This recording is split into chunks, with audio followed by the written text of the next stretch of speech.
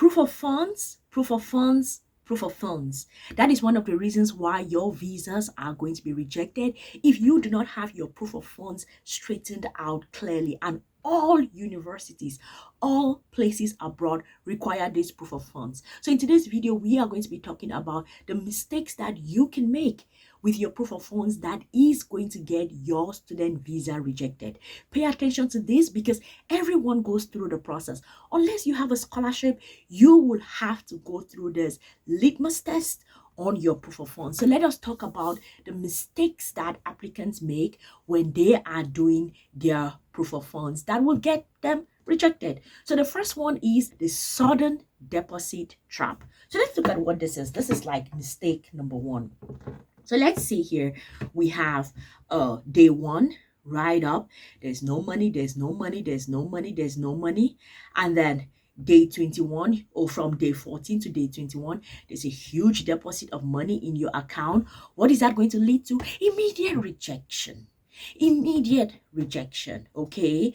So like you deposit it on that day 27, and then the visa gets rejected, and then you're trying to do your application. Of course it's going to get rejected. So mistake number one is the sudden deposit trap. If money just suddenly just appears in your account and you're applying, you're going to be rejected. Like there are no two ways about this. Money must be held, not just shown. You have to have that money in your account for some time. For some countries, it's 28 days. For others, it is longer. So let's look at UK, the 28-day rule. Funds must be held for 28 consecutive days. Statement date must be within 31 days of applications, no exceptions. So if you make this mistake, you are going to be rejected. For Australia, they have a transaction history. They want to see 3 to 6 months of history required to prove genuine access. Bank statements must show consistent activity and balance. You don't follow that, you are going to be rejected. And then we have Ireland. Here you have explanation is required in case there is this huge sums. Large irregular lodgements, for example, loans, property sales, must be fully evidenced. Provenance of funds is critical. So you can see that with based off of these three countries, Ireland is actually the only one that is sort of okay. We hear that this money just showed up in your account, but can you explain to us what it is for? All the other countries are just like, nope, we don't trust you with where this money came from. We don't trust you. But Ireland is like, if you can explain to us, we are going to listen to you. So start picking your countries based off of who will even listen to your explanation, or no, or just don't do it. Just follow the rules and then don't make these mistakes. Let us look at mistake number two. All right, you guys, I'm just going to take a minute here to tell you all about my database. If you're a bachelor's, master's, or PhD student looking to move abroad, looking to study abroad, I definitely highly recommend this database. Get up every morning, lock in 1 or 2 hours, sign into the database, look through the scholarships, graduate assistantships, universities, no tuition universities, no application fee universities, anyone that you need based off of your needs, and then start preparing your application documents. Use the sample CVs to write yours. Use the sample SOPs to write yours. Use the sample recommendation letters and the research proposals to write yours. Go through that whole process. Apply. If it gets hard somewhere along the line, use AI to push through. That was actually my strategy to get 4 fully funded scholarships. And I know that if you do that daily for the next 6 months, 1 year, you are also going to get your own fully funded scholarship. The link is in the description box. Sign up and good luck. So liquidity illusion. If you can't withdraw it today, it doesn't count. Where is the cash? Can we pull out that cash? Can we put back in that cash? So let's see, cash in regulated bank accounts, official government loans, university scholarships, those are accepted. What are the things that are not going to be accepted? Cryptocurrency, stocks and shares, credit cards and overdrafts, property valuation. It is critical. A government loan is accepted. A personal loan from a friend is not proof of funds. But what if I have a friend who is like this wealthy person, and that friend just says, okay, you know what, you look like you need some help, I'm going to give you some money. So that is not counted. Like, that's not counted as proof of funds. Anywho, the main thing is, if you have that kind of a person in your life who will give you that money, take the money. Gradually put it in the account, show some transaction history. Don't just have a lump sum show up in the account. Like build it up with time. In fact, I think you should start building the day that you choose a country that you want to go study abroad. Start building up your proof of funds at least 1 year ahead of time. That is going to help you. That way you don't have to deal with nobody asking you questions. Okay. Mistake number 3, unregulated bank. So you have institutional trust is a requirement. Just imagine if you're using a bank and then it turns out that that bank is into some shady things. I'm like, that is not my fault. That is not my fault. That is the bank's problem. But guess what? It is going to come bite you just because of the bank you're using. So the UK rule here, it rejects accounts from banks that do not use electronic record keeping or are not regulated by the official national financial body. Okay. Then you have New Zealand. This is particularly for India, Nepal, Sri Lanka, Philippines. Specific list of preferred banks speeds up processing. Oh wow, okay. And then the preferred list. I think this is for those people. Bank of Baroda, SBI, Union Bank of India. All right, and then you have the microfinance corps and local credit unions often fail verification. This is actually something that bothers me. And the reason why this bothers me is because if you are a kid from a developing country, one of the highest financial institutions that we use are microfinance institutions. These are the finance institutions that go around local markets and local neighborhoods and have people deposit small amounts of money and build up their credit over a period of time. Like, if you are from a struggling home and that is what you can afford and you can build it up slowly, why would that not, why would these micro finance organizations not pass the verification check? To me, it feels like a strategy where, because the international banks are connected to like developed countries and they can make some money out of it, then it now becomes that, okay, you either deal with us or we are not going to give you all any opportunities. Because what are we saying here? Microfinance institutions are practically the backbone of several developing countries' finance systems. So the fact that it's not accepted bothers me. It really, really bothers me. All right, let us go to there I was in my zone thinking about the things that stress me out about the world. Anywho, let us go on. Mistake number 4, you have the calculation failure. Okay, so you have 2024-2025 cost of living update warning. Calculate in the destination currency. Exchange rate dips can make you ineligible overnight. So you have cost of living receipt. Here you have Australia. You're going to be spending about 29,000 Australian dollars. Australia with a partner, you need that extra 10,000. UK, you have 10,000 within London. No, 1,000 pounds within London, 1,500 pounds within London. Outside of London, 1,100 pounds. Ireland, about 10,000 euro annually. Canada, about 20,000 plus tuition. Portugal, about 40 euro per day.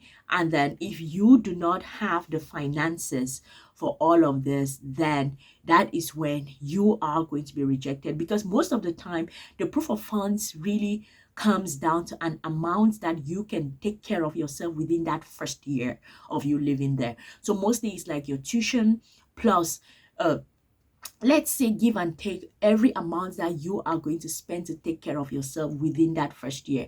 And to some places, if you watch the video on proof of funds, I really explained this in details, where some countries actually allow the universities to check and be sure of that. Those universities determine what that amount will be, while some of them, there's a standard amount that is required for whatever destination. So be sure, if you're applying for whatever country, what are the rules in terms of the proof of funds, that basically how much do they want to see as proof of funds. Okay, let us go to mistake number 5. So we have here the ghost sponsor. A support letter is not enough. So you have the student and the sponsor. So what has to happen is proof of relationship, for example, birth certificate or something to prove relationship, and then sponsor solvency, sponsor's own bank account statements and tax returns, and then source of wealth, job letters, and business registration. There's a logic test Officers reject applications if sponsoring the student would drain the sponsor's account to zero. So the idea is that, for example, you may have a mother, a father, parents, maybe an aunt or an uncle, someone that is related to you, serve as your sponsor for your study, right?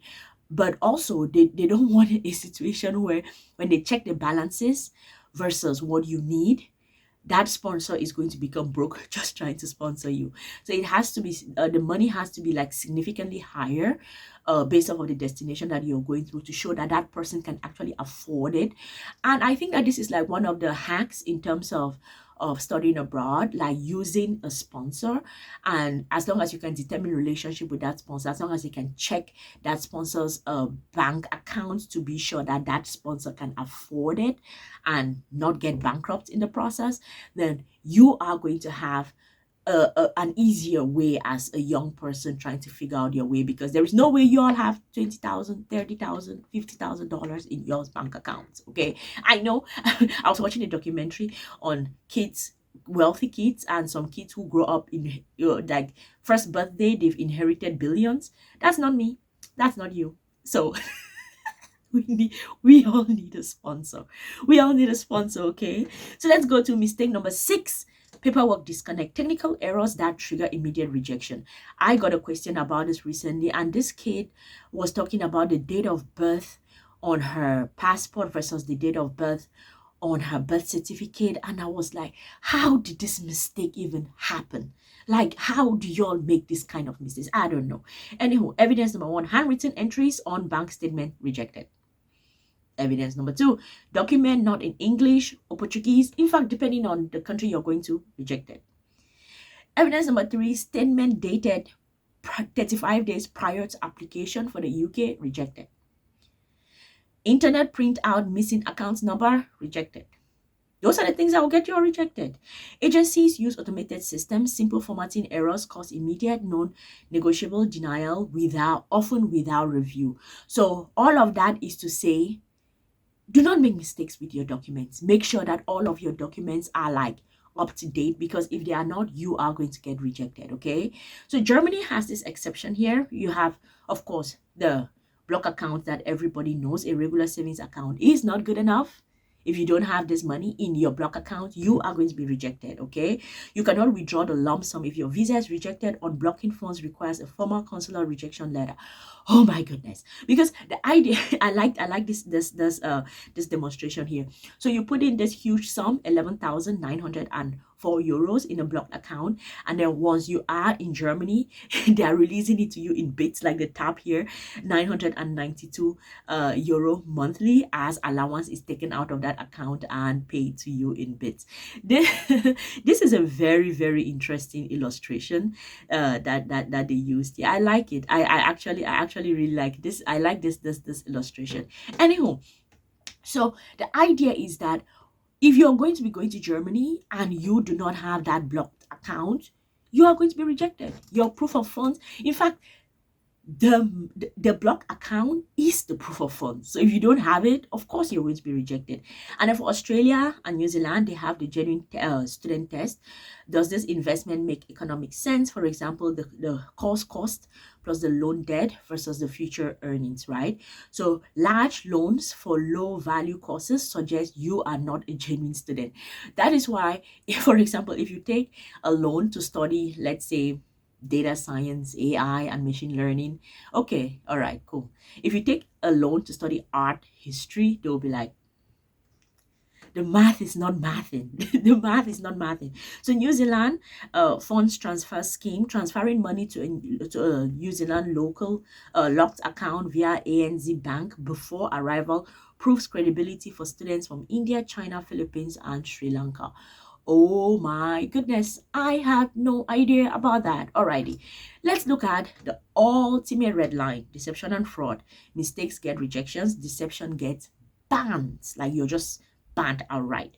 For example, Canada, a 5-year ban for misrepresentation if you submit fake documents or altered statements. Just don't do it. Don't do it. Like, say no. I've been watching a lot of the Kennedy documentaries. Say no, okay? And then you have, it's okay if you don't understand what I'm talking about. And in the UK, they have a 10-year ban for deception. Minded to refuse creates a permanent blacklist record. Oh wow. And then the USA, permanent eligibility for fraud. Ineligibility for fraud. And then chargeback, reversing a visa fee payment on credit card can lead to immediate cancellation. Oh my goodness. There is rejection, and then there is outright ban. Like, we do not want to get to the point of the outright bans, because now we are trading in territories where it's like, how do we ever recover from that? So you're just, don't do it. Don't fake documents. Do not get yourself involved in any fraud or whatever. Like, please do not do it. Like, it's not worth it at all. Like, it's not worth it. As long as there's life, there's hope. You can always keep applying later on, okay? So let's look at the entire checklist that you need. Let's check. Liquidity. Is it cash in a regulated bank account? Do you have it? All right, cool. Source. Can I prove the origin of every large deposit? Okay, cool. History. Has money been held for 25 days or 3 to 6 months? Okay, cool. Is the bank internationally regulated and trusted? Okay, cool. Math. Did I calculate tuition plus living plus travel in the destination currency? Okay, cool. Truth. Is every document genuine, unaltered, or translated? Do you have that? If you do, okay, cool. If you avoid all of these mistakes, you are not going to have your proof of funds rejected. And if you are going to study abroad, proof of funds, if you don't have a scholarship, proof of funds is the most important document. It is what actually gets you from one step to the other step. So please make sure that you do not make these mistakes.